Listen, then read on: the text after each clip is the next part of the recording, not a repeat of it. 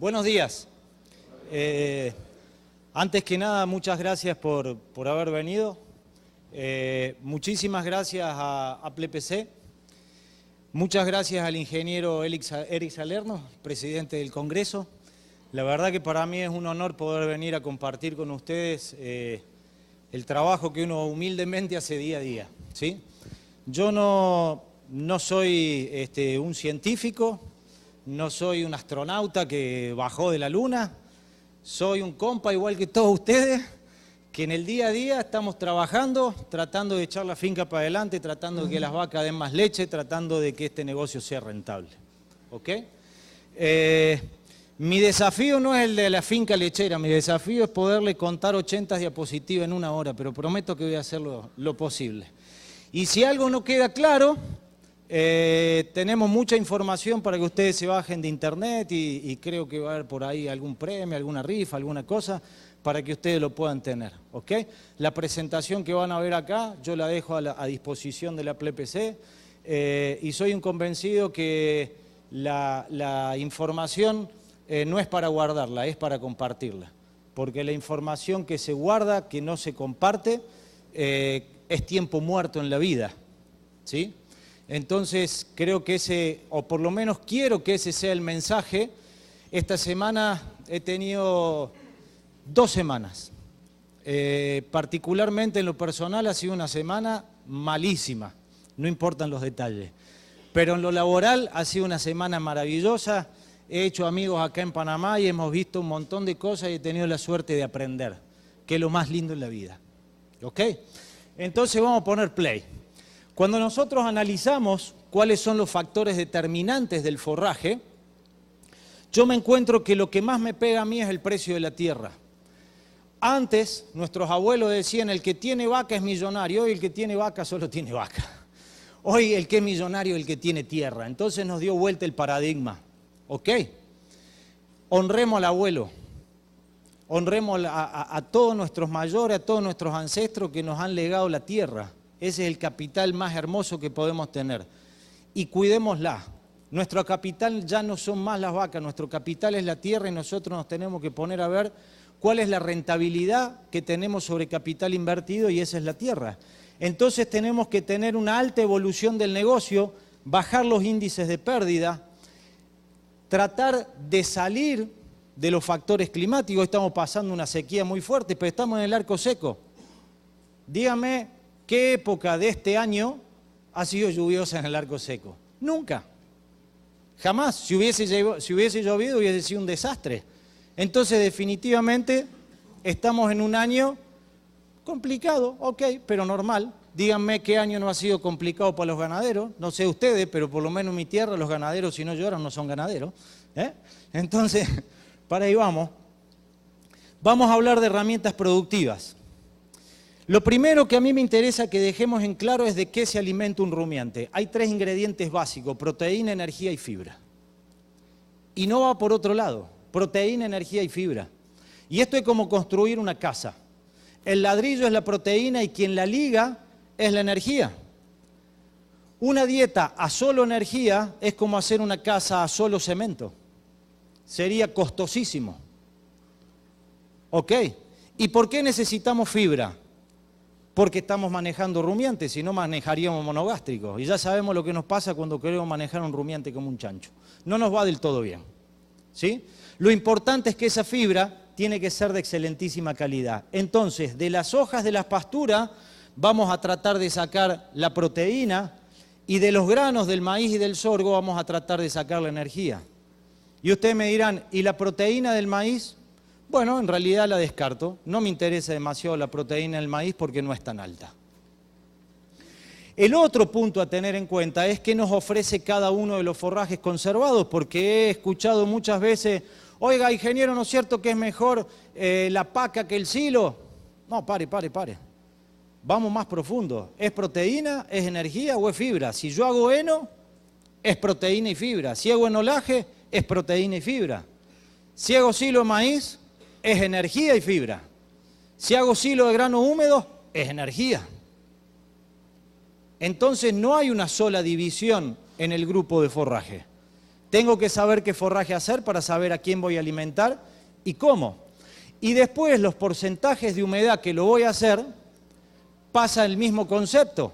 Y me dicen a mí, oiga ingeniero, ¿no es cierto que es mejor el enolaje que el heno? No, no es cierto. Y le digo, si yo tuviese un riego hoy, que no llueve, tuviese forraje verde, ¿ustedes harían enolaje o harían heno? Heno, ok, ¿por qué? Porque es más económico y me gusta ganar plata, punto. Y ya. Entonces, según el porcentaje de humedad, tenemos heno, tenemos enolaje, tenemos silaje, lo que ustedes quieran. Pero el fundamento es la proteína. Tengo diferentes tipos de conservación. Conservación física con agentes climáticos, de menos del 20% de humedad. Química, mediante microorganismos. La decisión se basa en clima y en volumen. Yo no podría hacer heno de maíz por la cantidad de volumen que me ofrece. En eso estamos de acuerdo. Entonces, si yo veo qué tipo de forraje conservar, voy a decir, ¿lo hago picado o lo hago sin picar? Bueno, yo no tengo picadora. Ok, si usted no tiene picadora, va a poder hacer heno o enolaje. Y no hay de otra, porque un silo de maíz sin picarlo es prácticamente nada. No puedo hacer un silo de maíz sin picar. Y si voy a trabajar picado, puedo hacer un picado directo de silo de maíz, o puedo hacer un silaje de pastura, que sería lo mismo que hacer enolaje. Y ustedes me dirán, ¿y qué hago? ¿Qué es mejor? Bueno, depende de usted. Si tiene un mixer, a lo mejor le conviene hacer silo de pastura, porque ahí puede mezclar la ración toda. Y si tiene un mixer que le permita meter un bolo de enolaje, bueno, hágalo. ¿Y qué es mejor, el silo de pastura o el enolaje? Si tiene el mismo porcentaje de proteína, mejor es el más económico, porque queremos ganar plata y porque decimos que en nuestro negocio tenemos la rentabilidad resentida. ¿Ok? ¿Hasta acá vamos bien? ¿Sí? Así dijo el pollo y estaba en la puerta del horno, les quiero decir, ¿no? Bien. El otro problema grave es que en Panamá nosotros, me voy a cruzar un poquito para este lado, dale. Me dijeron me tenía que quedar quieto, cosa que me cuesta muchísimo. El otro problema es que en Panamá estamos muy acostumbrados a comprar subproductos. Y he hablado con muchos productores que me han dicho, mire ingeniero, yo no produzco más maíz. Yo lo que hago es comprarlo. Ok, el problema es que me cambió el mundo. Yo les voy a contar cómo veo el escenario. Yo veo un productor, así como ustedes, que dice, ok, me voy a sentar a pensar un rato, y cuando se va a sentar viene un loco y le saca la silla. Y en este momento nos estamos cayendo. No sabemos si vamos a poner las manos, cuánto vamos a caer, si nos va a doler el golpe. Sabemos que venimos cayendo, pero no sabemos cuánto. ¿Y saben por qué? Porque el escenario mundial del rumiante me cambió. Porque hoy tengo un pescado, un chancho y un pollo que compiten. Imagínense usted un vendedor de maíz, un vendedor de su producto. ¿Se lo va a dar a una vaca? ¿O se lo va a vender a un pescado que convierte 1.4 kilos de pescado por cada kilo de maíz? Los chinos no son tontos. Son chinos nomás. Y además me suma el mercado las mascotas. Yo lo cuento siempre. Yo cada vez que pienso cuánto gasto en las mascotas mías, me dan ganas de comérmelas. Pero ya tendría un problema familiar en ese caso. ¿Sí? Y además el mercado del combustible. En Estados Unidos hacen etanol con maíz. La vaca es la máquina perfecta. Con biomasa de bajo valor biológico, heno o silo, me produce alimentos de altísimo valor nutritivo como la leche, como la carne. Y encima el desperdicio es un fertilizante como la harina de hueso y aparte me da cuero. Y aparte si quiero me da energía, que es metano, pero como nosotros no lo aprovechamos, lo tiramos a la atmósfera y nos dicen que nosotros somos unos inconscientes pues estamos contaminando la atmósfera. El metano producido por un novillo 400 kilos en una semana me hace andar un auto 120 kilómetros. Está en nosotros modificar esto. Empecemos a dar de comer forraje, pero no forraje de verano. Empecemos a dar de comer forraje con proteína, con subproductos, con energía adentro. ¿Y qué es eso? silo de maíz con mucho grano. No tengo la máquina, eso es otro cuento. Sepamos a dónde queremos llegar, que el medio de transporte va a llegar. Ese es el punto.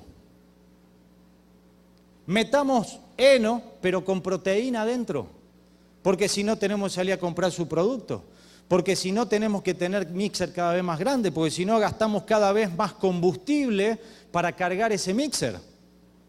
El combustible vale más que la leche. Y el agua vale más que el combustible. Entonces cuidemos cómo estamos trabajando. Si analizamos el consumo de alimentos, tenemos que ver la capacidad de ingestión de la vaca, que por un lado tiene que ver con el volumen del animal y con el porcentaje de FDN que tiene ese forraje. La ingestibilidad tiene que ver directamente con la FDN y la digestibilidad tiene que ver con la FDA. Yo tengo que meter mucho forraje adentro de la vaca y que ese forraje salga en 20 horas del rumen, corrígeme doctor, ¿sí? Y eso se llama turnover ruminal. Si en 20 horas el sustrato ruminal no se va, la bacteria que está ahí adentro dice, no muchachos, yo no quiero seguir comiendo esto, esto ya está viejo. Es como decir, esta carne está fría, tráigame un pedazo más caliente. Eso es lo que nos pasa hoy. Nosotros tenemos que tener la vaca de leche en control metabólico del alimento. El rumen o la cantidad de forraje en el rumen que le voy a poner, que se lee como FDN y que todos decimos el consumo de un animal es 3% del peso vivo. No, el consumo de un animal es el porcentaje del peso vivo expresado como FDN. 120 dividido FDN es el porcentaje del peso vivo que puede comer un animal. Si un forraje tiene 60% de FDN, que es el promedio de los análisis que vi en esta semana, un animal va a comer el 2% de su peso vivo nada más. No, que yo se lo muelo, que yo se lo hago, que yo se lo... Eso es gasto de dinero. Lo primero que tenemos que hacer es manejar el momento de corte de las pasturas. ¿Ok? ¿Y qué es lo que me va a dar felicidad a mí? La digestibilidad. ¿Cuánto de rápido va a salir el forraje de adentro del rumen? Y además un factor 3,6 por el porcentaje de digestibilidad es energía metabólica. 18,5 unidades de energía metabólica, para hacer la regla directa, la transformo en carne, es 1 kilo de carne. Y para mí, mal contado, 1 kilo de carne es $1.50. ¿Sí? ¿Pagado a campo? Ok. Yo, por ejemplo, cobro kilo de carne. Punto. Cuanto más energía metabólica le haga ganar a mis clientes, ellos menos les va a costar pagarme a mí mis honorarios. ¿Cómo hago para subirme el sueldo yo? Aumento la energía metabólica de los forrajes que ayudo a conservar. ¿Cómo definimos el concepto de calidad? Basada en producto, análisis bromatológico, o basada en el cliente, así hace la norma ISO 9000. ¿Quién es su cliente? ¿Quién consume el forraje que ustedes producen en la finca? ¿Quién me lo dice? ¿Cómo? No. Una bacteria que vive adentro del animal. Ustedes no son ganaderos, ustedes serían bacteriólogos, sería una cosa más o menos así, ¿no es cierto? Porque si la bacteria no funciona, la vaca no me da leche. El problema es que tenemos clientes cautivos, viven cautivos dentro del rumen de mi vaca y la vaca vive adentro de mi finca. Y cuando yo empiezo a decir, ¿y cómo habla mi cliente? Mi cliente me habla con el sistema. Si yo hago score de bosteo, hago score de locomoción, lectura de comedero, score corporal, me doy cuenta cuál es el grado de satisfacción que tiene mi rodeo. Así yo leo mi mercado. Y hay una ley de satisfacción que dice producto recibido menos expectativa. Esta semana he escuchado, no sé si anda Eduardo por ahí de Jersey, pero ahí está Eduardo. Luchas titánicas, ¿eh? Que cuál es mejor, el manchado, el blanco y negro, que dice que ya ni la televisión es en blanco y negro, dicen los criadores de Jersey. Ese cuento me gustó. Pero independientemente de la raza, ¿cuál es la satisfacción que tiene mi animal cada vez menor. ¿Por qué? Porque no hemos crecido en calidad de forraje, pero sí hemos crecido muchísimo en genética, cualquiera sea. Nosotros compramos Fórmula 1 y le ponemos nafta común y no tenemos carretera para andar. Entonces hay que fabricar la carretera y por otro lado tenemos que echarle el combustible que le va. Y a modo de ejemplo, les puedo decir que el momento que más leche produce una vaca es el pico de lactancia, en los primeros 65 o 70 días de lactancia. Cuando yo crezco en ese punto, se me puede traducir en 200 litros de leche a lo largo de la lactancia. ¿Se imaginan que cada una de sus vacas le den 200 litros de leche más al año? ¿Cómo lo logro? Metiéndole mucho alimento en el momento que el animal menos capacidad tiene para comerlo. Ahí vino el argentino para complicarme la vida de vuelta. ¿Y cómo hago? Hago un concentrado nutricional. Forraje con altísima concentración proteica, con altísima concentración energética, pero que no deje de ser forraje porque el animal necesita seguir rumiando. ¿Y cómo lo voy a hacer? Mejorando el proceso productivo de los forrajes conservados. Que cada kilogramo de forraje conservado tenga más nutrientes, sea proteína o sea más energía, y que la fibra contenida tenga mayor digestibilidad. ¿Quedó claro el concepto? Si tengo que empezar de vuelta, me echan. Les pregunto de vuelta. ¿Quedó claro el concepto? Me tienen que decir que sí ustedes. ¿Quedó claro el concepto? Ah, ok, gracias. Ahí va. Otra de las cosas complicadas del productor de leche es que somos multitarea. Somos nutricionistas, somos veterinarios, somos ingenieros agrónomos, somos cultivadores, ¿sí? Somos vendedores de leche, somos industriales, somos un montón de cosas. Y ahora está de moda decir, soy multitarea. Está de moda decir también que estás en una reunión, ¿sí? Estás en el baño tranquilo, yo ando mucho por los aeropuertos, por mi trabajo. Y entro al aeropuerto a lavarme las manos, lavarme los dientes, qué sé yo.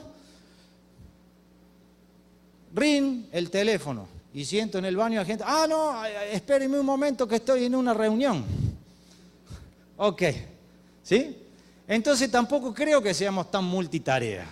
O a lo mejor si lo somos, hagamos todas las tareas que quieran, pero de la mejor manera posible. Y yo lo veo que es como que salimos en la ruta y nos compramos un café y nos llevamos el café, pero el café tiene un agujero y cuando llegamos al carro para tomarlo tenemos medio vaso porque vamos perdiendo por todos lados. ¿Y saben por qué? Porque considero que no tenemos proceso. Hay una estadística que dice que una persona chequea 9 veces por hora su teléfono celular. 9 veces por hora. ¿Sí? La cantidad de tiempo que perdemos con el teléfono celular. Salvo que lo convirtamos en una herramienta. Y esta semana conocí gente que hace herramientas maravillosas con los teléfonos celulares. ¿Sí? ¿Cuánto tiempo le dedicamos a ver lectura de comedero, consumo, calidad de forraje, pérdida en silo, mezcla, score de bosteo? Yo le digo, utilicen el 1% del tiempo que utilizan con el teléfono celular en chequear el proceso. Eso es fundamental. ¿Cuál tiene que ser la dinámica de mi mejora? El cálculo. Volvamos a la posición del mono, pero utilizamos las herramientas que podemos hacer los seres humanos. Básicamente, calculemos. ¿Calculemos qué? Todo. Consumo, materia seca, proteína, digestibilidad, energía. Calculemos. Calculemos, hagámonos maniáticos del cálculo. Lo que no se mide no se mejora. El masomenómetro no existe.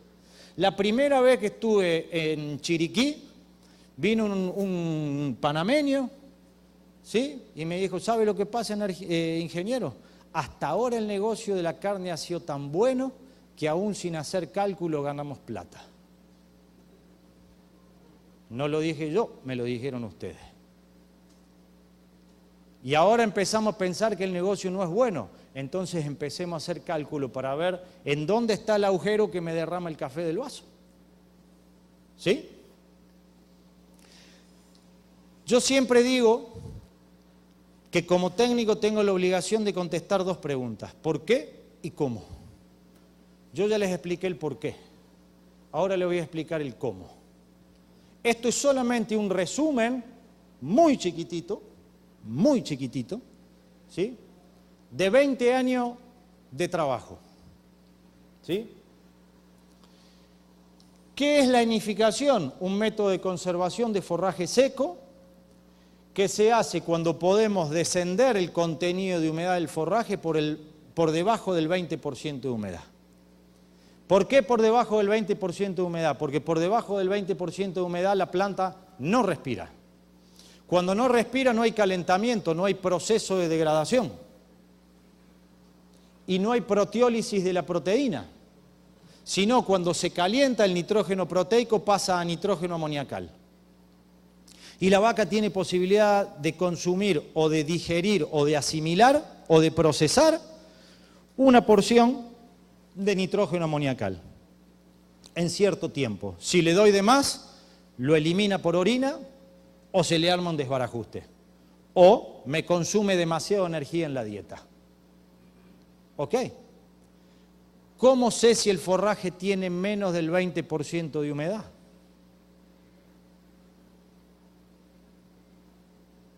¡Chan! Lo mido con un medidor de humedad. Así de sencillo. Es una herramienta tecnológica. Si queremos tener forraje de calidad, midamos porcentaje de humedad. Un punto a tener en cuenta es cuidar el stand de plantas. Y el trópico tiene una dinámica que si yo lo manejo de manera convencional, pierdo muchísima cantidad de plantas. Y ahora les voy a explicar por qué. Pero antes le quiero decir que cuanto menos forraje tengo por hectárea, más caro me sale la proteína hecha heno. Porque la maquinaria no me cobra por paca, la maquinaria me cobra por hectárea. Y cuanto más paca saco por hectárea, más económica me sale la paca. Y ustedes me dirán, ah, claro, por eso yo dejo que el pasto se me venga muy grande y saco más paca por hectárea. Ok, con más fibra y menos proteína, o sea, con menos valor nutricional, que jamás le va a entrar adentro de la vaca. Ah, no, pero yo tengo un hay buster, entonces yo lo muelo y le doy de comer. Sí, lo único que está haciendo usted es encarecer su sistema, pasar el forraje más rápido por adentro del rumen, pero no está manteniendo, no está creciendo en niveles de nutrición del forraje que está produciendo. Lo que sucede en el trópico es que el sol nos cae a pique. Por eso yo no entiendo por qué allá en Sudamérica usan sombreros y no les tapa nada. El sol le pega de costado. Acá te pega el sol de arriba, vos te pones un sombrero, te da sombra. En Sudamérica usan sombrero, pase facha, como decimos nosotros más, porque el sol te pega de costado, nunca te va a dar sombra en la cabeza. Entonces la planta tiende a desarrollar muchísimo, ¿para qué? Para sacar más sol que el que está al lado. Las plantas son como los ganaderos, ¿eh? Nunca lo dicen, pero siempre quieren ser más grandes que el de al lado. Y no está mal. Entonces, cuando ella va creciendo, se va autosombreando. Y si se sombrea, ella misma dice, oiga, si esta hoja que está acá abajo no coge sol, se tiene que morir. Material senescente, aumento de fibra. Y ese es un proceso vicioso. Y las plantas tratan de ser cada vez más grandes y ganarle a la de al lado. Entonces por hectárea tengo menos planta de más porte. Y ahí entro en un círculo vicioso. Por otro lado, tengo un estudio que me dice que en la medida que crece o que aumenta la temperatura, el consumo baja. Nosotros tenemos 12 horas de sol y hay 4 horas donde los animales no pueden comer. O sea que los animales trabajan 8 horas. Son empleados de reglamento. ¿Sí? Entran a las 6, salen a las 10. Entran a las 2 de la tarde y salen a las 6. De nuevo. Y yo quiero que produzcan todo el día. ¿Cuál es la solución a esto?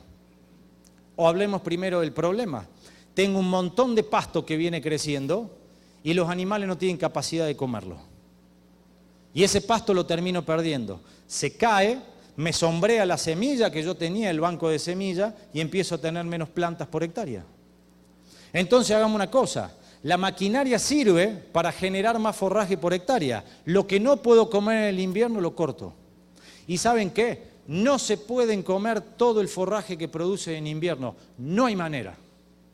Tendrían que tener un montón de vaca por hectárea. Y en verano, contame, ¿qué hacemos? Entonces yo digo, tenemos que tener por lo menos un 20% de superficie de corte. Encerremos las vacas en un lote, démosle de comer bien, no encerremos con ceba. Concentremos la carga animal, que coman todo lo que tienen que comer. Y lo que me está sobrando de superficie, hago reserva de forraje. Fibroso proteico. ¿Para qué? Para dársela en verano, o para dárselo en la sombra cuando no pueden comer, o para dárselo en cualquier lado cuando los animales tienen diarrea en invierno. Se corrumen y me dicen, bueno, pero el animal no va a comer la paca que yo le doy, va a preferir comer el forraje, porque la paca que usted le da es una porquería.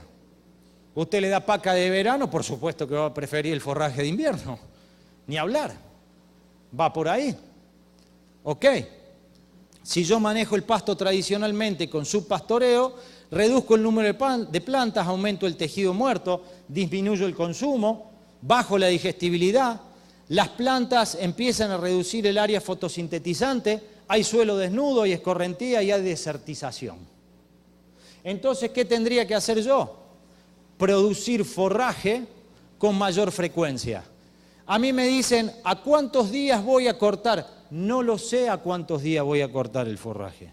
Córtenlo en estadio vegetativo, no me importan los días.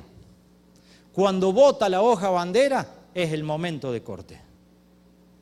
Y se acabó. Es que toda la vida lo hice de otra manera. Ok, diviértase, haga de una manera diferente.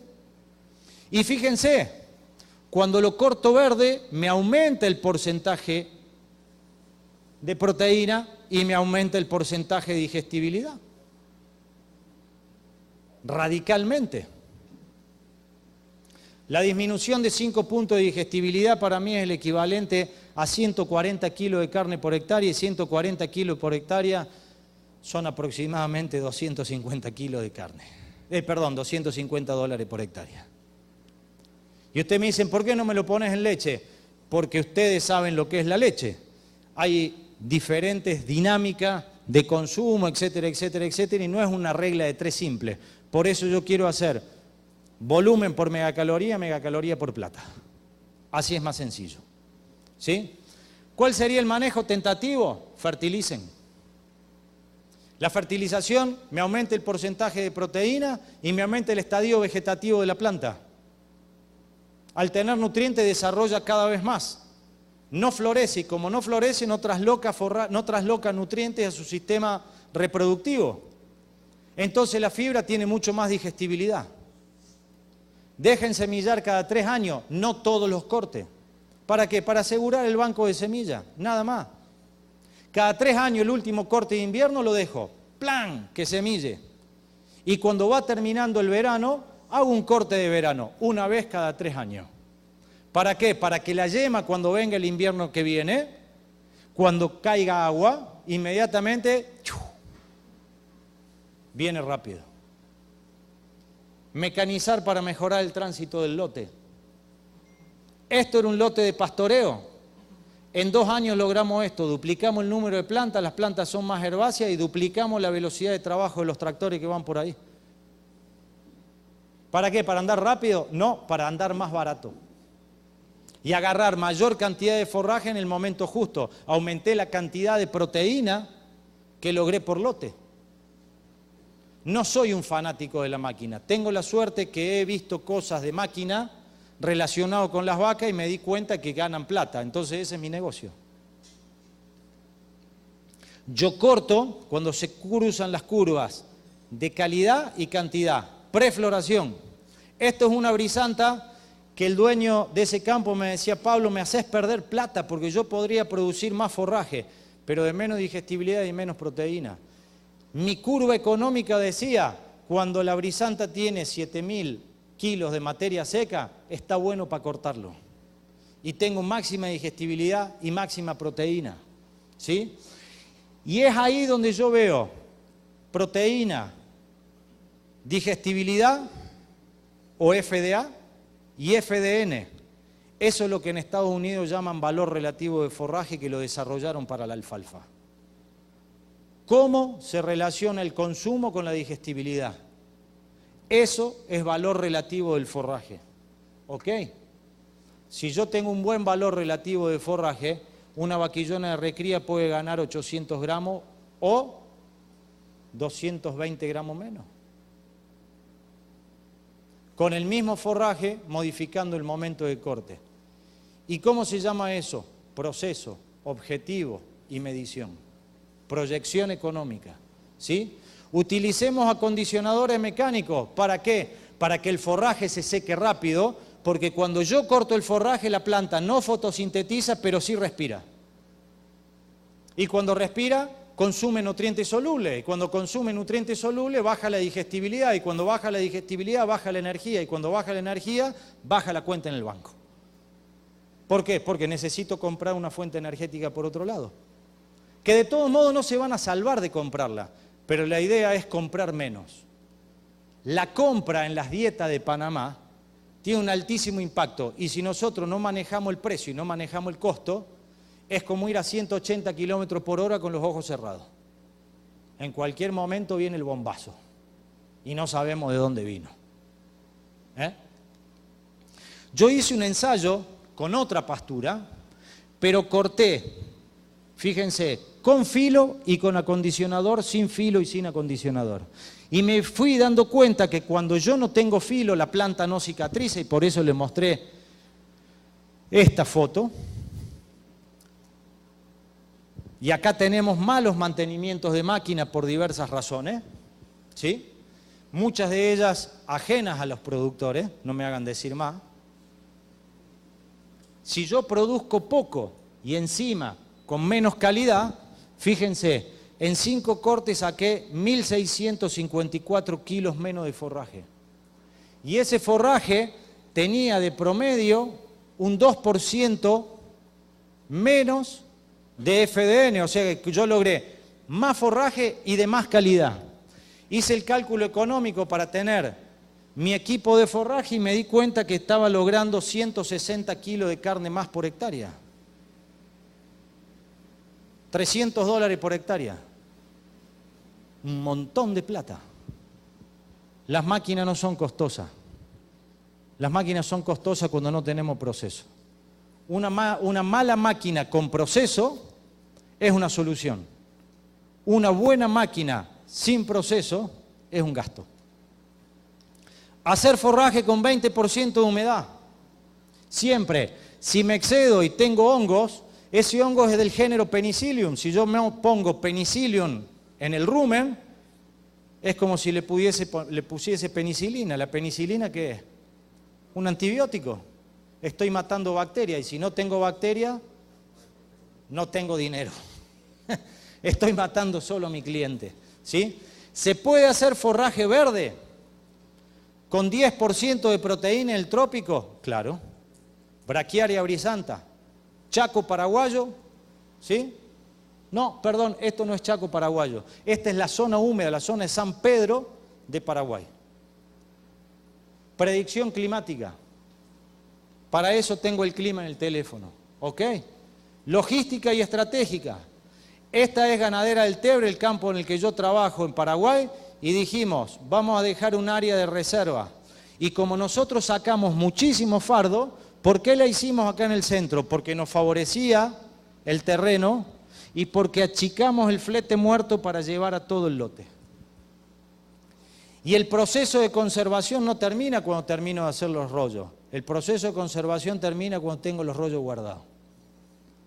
Porque en invierno me llueve un bombazo de agua y no los voy a volver a encontrar los rollos. Y cuando entre a sacarlo con el tractor voy a pisar el rebrote. Los rollos pierden forraje por debajo, entonces los debería defender con plata o sin plata. Puedo hacer un terraplén, ¿sí? 40 centímetros, inclinación de 2 o 3 grados, y si yo estoy en verano, sé que no va a llover, y si está en invierno le pongo una manta, no que llegue hasta abajo, sino que llegue hasta la mitad para que el agua pegue, escurre, ¿sí? Y se acabó. No hace falta construir una galera para guardar forraje. Con que utilicemos la imaginación es suficiente. Lo que pasa es que llegó el invierno y en el invierno me llueve y no puedo secar el forraje y por más que lo acondicione no lo puedo secar y me cuesta mucho secarlo desde el 50% de humedad hasta más abajo. Ok, conservémoslo con 50% de humedad. ¿Y cómo se llama eso? Una mezcla de heno con el silaje. Un poco lo seco y otro poco lo fermento. Por eso es heno-laje.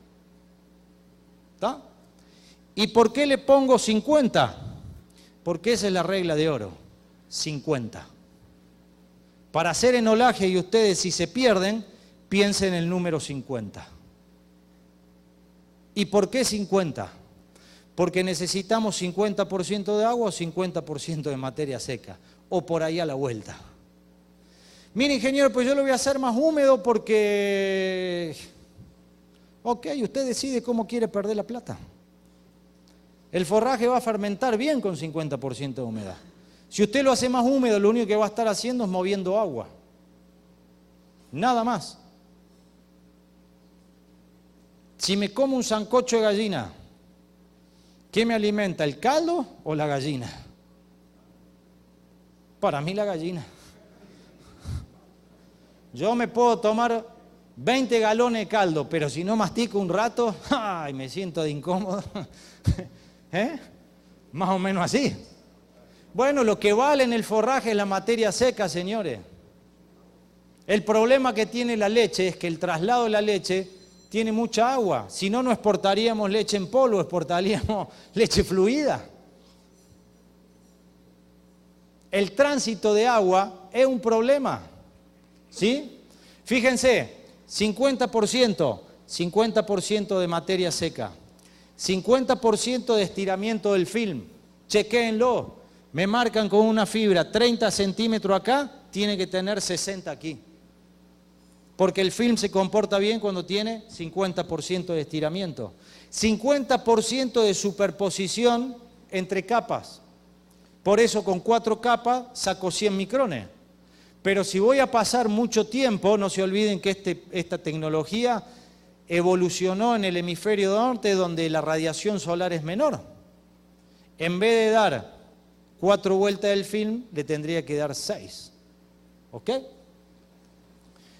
Que el 50% del film o la mitad del film pase por la mitad del rollo.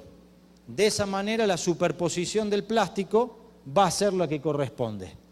Y otro punto a tener en cuenta, cuando voy a hacer enolaje, ¿sí?, que el viento no se embolse, sino que el viento siempre tienda a pegar el film contra el rollo. Proceso, chequear de que no haya un poco de hilo, pita, cabulla o como cada uno le llame, entre capas de film. ¿Por qué? Porque cuando lo calienta el sol, tracciona de manera diferencial y el film solo se va cortando. Tengan en cuenta que ustedes viven en el trópico donde las plantas son muy leñosas. ¿Por qué? Porque con poco nutriente en el suelo generan mucha biomasa. Y esto es muy normal en el enolaje empaquetado. Por eso me gusta utilizar acondicionadores mecánicos y por eso me gusta atar los rollos con red. Para evitar esto. ¿Sí? Y de última, cualquier rotura que haga, inmediatamente lo parcho. ¿Con qué? Con lo que sea, tape o lo que ustedes quieran. ¿Sí? Cuidado cuando descarguemos y si vamos a buscar mesa, busquemos mesa que tenga una plataforma de descarga. Porque si no, cuando yo tiro el rollo al suelo, ese rollo es pesado y cuando pega siempre sentimos... Ese es el plástico que se estresa. Y ese plástico va a durar menos. Y si abajo había un tallito del pasto que yo había cortado, lo pincho. Y si lo pincho, entra aire. Y si entra aire, se pudre una parte. ¿Y ustedes saben cómo engorda una gallina? de a un granito por vez. ¿Y ustedes saben cómo perdemos plata los ganaderos? De a un poquito todos los días que no nos damos cuenta. Y esa es una manera de perder plata. Entonces yo les sugiero que no empaqueten en el lote donde tienen todo el pasto cortado. Que busquen un lugar al costado o donde vayan a almacenar el forraje, tumben el pasto, no lo corten, tumben el pasto, saquen la paca, la lleven al lugar de almacenaje, empaqueten y una vez empaquetado lo bajen y lo dejen quieto.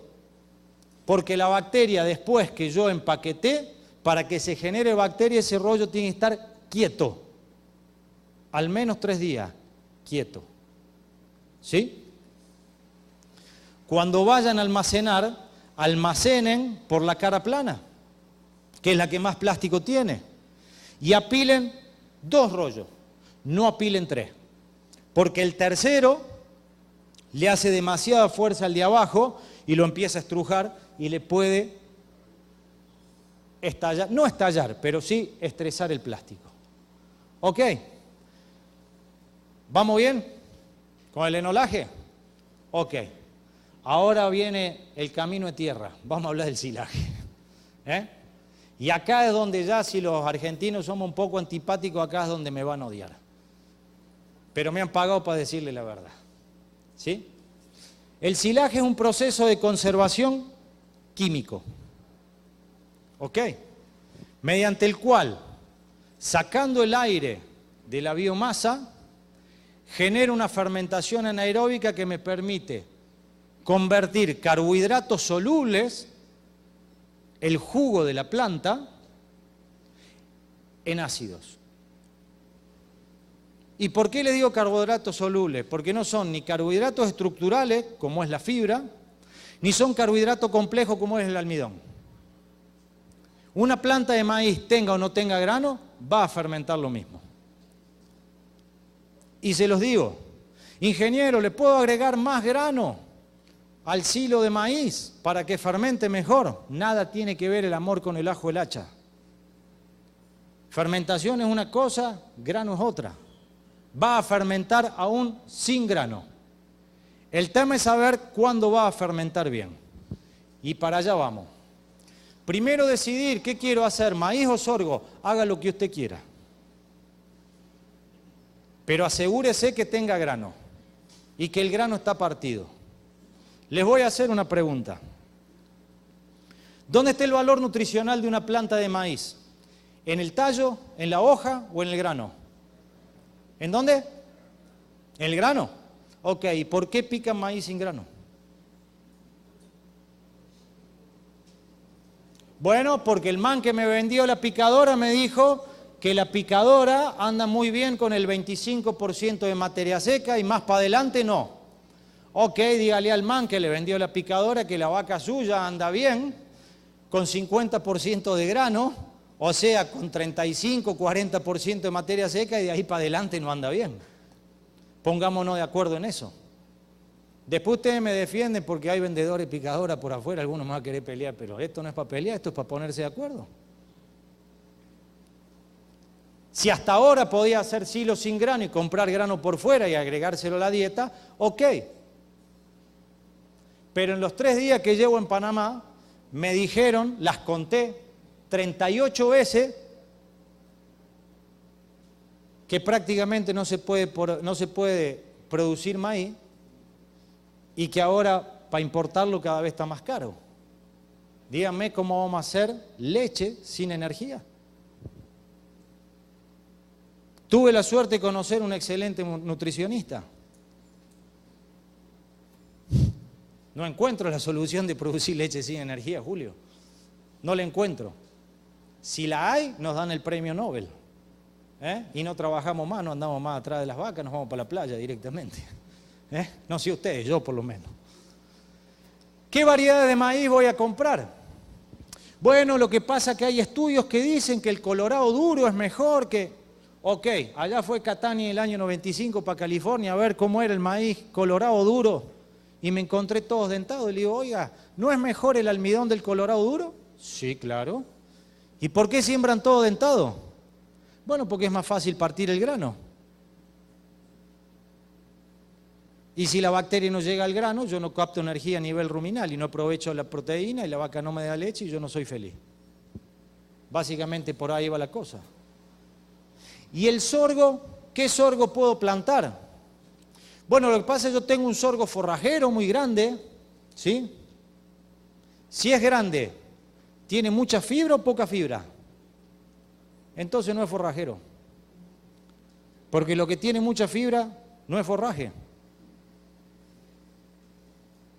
No nos fijemos en el nombre que tiene el sorgo, fijémonos en la apariencia. Yo lo digo siempre. Si te voy a presentar mi prima o mi tía, vos me vas a preguntar el nombre o me vas a pedir la foto para que te muestre. Bueno, los chicos te piden el nombre y lo buscan en Facebook, en Instagram. Esa es la diferencia que tenemos. Yo busco silos doble propósito que tienen un frame más bajo, consumen menos agua, tienen más grano y tienen nutrientes digestibles por hectárea, lo mismo que este que me llaman silero, que no tiene grano y que tiene 70 centímetros más de planta para evapotranspirar. ¿Suena lógico? Ok, les dejo el gráfico. Momento de picado. ¿Quién define el momento de picado? Opción A, la vaca. Opción B, la máquina. Opción C, el grano. Ok, listo. El problema es que cuando no tenemos grano, no podemos elegir el momento de picado. Tenemos que esperar a que se forme el grano. Y cuando se forma el grano, me dicen que mi picadora no anda bien. Ah, no, bueno, pero píquelo mucho más chiquito. Ok, ¿y dónde está la rumia? Si yo pico por debajo de 8 milímetros, la tasa de pasaje a nivel ruminal es absoluta. El animal no rumia y entro en acidosis. ¿En dónde picarían este grano de maíz? ¿En qué momento elegirían el momento de corte? Esto es almidón y esto es agua. ¿Cuál elegirían de acá para allá? ¿Cuál? El primero me dijo uno, otro me dijo el cuarto. Yo elegiría por acá. No, yo elijo por acá. Pasado. Grano lleno. Lleno. Me voy al 45% de materia seca. Si el enolaje empaquetado funciona bien, al 50%, como un silo maíz no va a funcionar bien el 45% de materia seca y mucho almidón. El problema que tenemos es que las máquinas que tenemos no tienen cracker. Entonces, las que no tienen cracker, puedo cortar cuando tengo un tercio de línea de leche.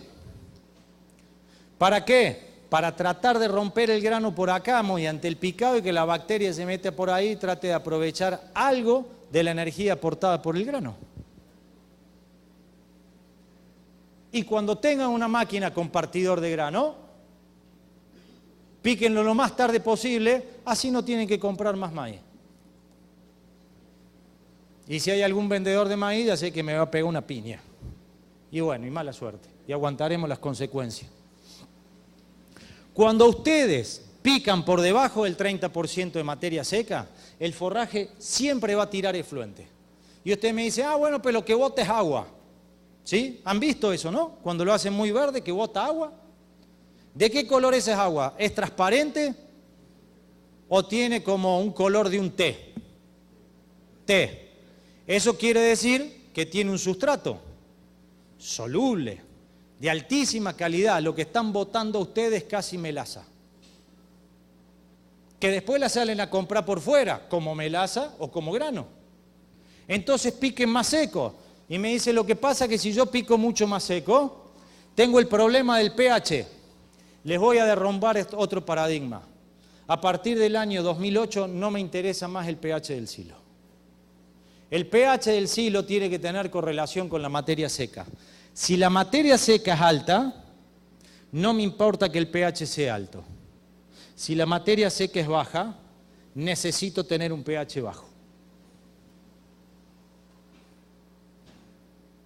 Está escrito y está demostrado.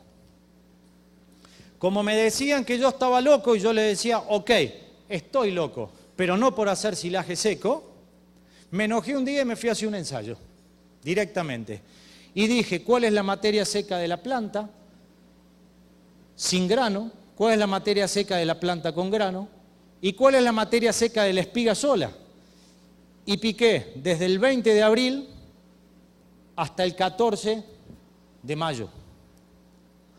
Y me puse a ver que todo iba aumentando materia seca, pero quien aportaba más materia seca era el grano. Entonces hice digestibilidad diferenciada de las diferentes partes de la planta. Y ustedes me dirán, pero Catani, me dijiste recién que si yo dejo pasar el pasto me baja la digestibilidad. Claro. ¿Y el maíz cuál es la excepción? La excepción no es ninguna. Lo que cambia es la relación grano-planta del maíz. Cuando yo soy un buen agricultor y del total de materia seca de la planta, el 50% corresponde a grano, empiezo a mirar el grano porque es el que más aporta materia seca al sistema. Y si es el que más aporta materia seca al sistema, es el que va a mandar la digestibilidad. Y entonces, ¿por qué a medida que se pone vieja o a medida que aumenta la materia seca del silo de maíz, por qué aumenta su digestibilidad? Porque tiene más almidón en el grano. Cuento corto. Pasar del 30% de materia seca al 40-42% de materia seca son 15 puntos más de almidón. 15 puntos más de almidón son unos cuantos kilos menos de grano que voy a tener que comprar de afuera de la finca para que mis vacas den más leche. ¿Y cómo se soluciona esto? Teniendo una picadora con un partidor de grano. Es que no tengo el dinero, pídaselo al banco. Es que no tengo crédito, júntese con su socio. Es que no tengo socio, vaya a la asociación y diga, hey, quizás necesitamos una picadora de maíz que parta grano. Y ahí van a construir una lechería nueva. Y si eso no los convence, les quiero decir que en 40 hectáreas a 30.000 kilos de materia verde, 1.200.000 kilos de forraje, la diferencia de picar entre 30 y 40% de materia seca son un montón de megacalorías que para mí son como 19.000 kilos de carne. 19.000 kilos de carne para mí son aproximadamente $35.000. Va, argentino, pero vos sos medio mentiroso si me mirás con un solo ojo, ¿ok? Entonces, ¿saben qué? Si soy medio mentiroso, sáquenle la mitad, no serán 10.000, no serán 19.000, serán 10.000 o 9.000. Y 10.000 kilos, mal contado, son $19.000, ¿sí o no? ¿Cuál es la diferencia entre una máquina con partidor de grano y una máquina sin partidor de grano? Más o menos esa, te la pagan en un año y te queda para el resto de la vida, campeón. Proceso, cálculo. Tamaño de picado, 1,5 centímetros. Ah, es que mi máquina es la mejor del mundo y pica así de chiquitito. Ok, bárbaro con su máquina, para mi vaca no me sirve. Porque yo necesito rumia. Y para que la vaca tenga rumia, yo tengo que tener al menos un 10% de la fibra de la dieta que sea de 1 pulgada. ¿Sí o no? ¿Sí o no? Y si no me dicen nada, yo digo que sí. Pero nunca tiene que exceder las 4 pulgadas. ¿Saben por qué? Porque el animal no lo va a comer. Y cuando hagan lectura de comedero, decir, el animal está saciado, por eso no comen todo. No, señor, no está saciado. No le gusta el tamaño grande. Esa es la diferencia. ¿Y a qué altura voy a picar? Esta foto la saqué un día que me invitaron a una jornada y me dijeron, tenemos el maíz maravilloso. Este es el maíz con menos fibra que hay. Y me mostraban ensayos siempre con grano. Y yo le digo, mostrame el maíz, el ensayo, el maíz sin grano, campeón. No, bueno, pero... Entonces dice, ¿vio el maíz? Sí. ¿Le gustó? No sé. ¿Cómo no sé? Le digo, dame un cuchillo y yo te digo si me gusta. Entonces le agarré con un cuchillo y le empecé a pegar. Chac, chac, chac, chac, chac. Y en un momento, ¡chuc!, se clavó. ¿Y dónde se clavó? Donde tenía menos FDN, donde tenía menos leña. Entonces tenemos que cortar alto. ¿Cuánto de alto? Y yo digo, a la altura de la rodilla. Depende de la rodilla. Como decía un amigo mío, yo no soy petizo, tengo los zapatos hondos. Pero independientemente de eso, lo que ustedes junten por acá abajo es fibra, es agua y es tierra. ¿Sabe cómo se traduce eso en un bromatológico? FDN y ceniza. Uno no me deja consumir y el otro me inhibe la absorción de energía a nivel ruminal. Y todo el grano que compro, la vaca lo usa para desintoxicarse. Entonces necesito partidor de grano. Y aunque no tenga partidor de grano, necesito una máquina que trabaje bien con 35-40% de materia seca. Que es un sistema de trabajo que no lo traemos a Panamá, los panameños, porque decimos, no, que es muy caro. Tiene un precio alto, pero hay que ver cuál es el retorno que nos da. ¿Sí? El otro punto es saber cómo compactamos.